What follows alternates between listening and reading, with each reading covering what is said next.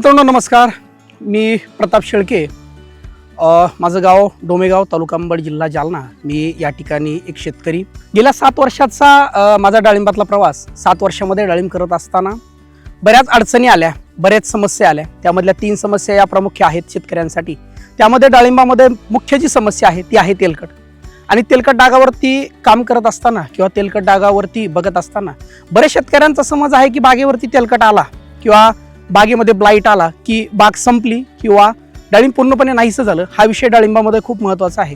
परंतु डाळिंबाला आज जे रेट आहे ते फक्त तेलकटमुळं. जोपर्यंत डाळिंबामध्ये तेलकट आहे किंवा जोपर्यंत डाळिंबामध्ये बॅक्टेरियल ब्लाईट सारखा आजार आहे तोपर्यंत डाळिंबाला रेट आहेत. कारण हे एक पीक जंगली पीक आहे, वाळवंटावरती येणारं पीक आहे. आणि वाळवंटावरती पीक आल्याच्या नंतर याला चांगल्या पद्धतीने याचं उत्पादन मिळतं. फक्त ब्लाईट हा एक असा शत्रू आहे याच्यावरती की तो सगळ्यात मोठ्या प्रमाणावरती डाळिंबाचं नुकसान या पिकामध्ये करतो. आणि त्या एका रोगांमुळं याला रेट चांगले आहेत आणि शेतकऱ्याला पैसे सुद्धा या ठिकाणी चांगले होतात.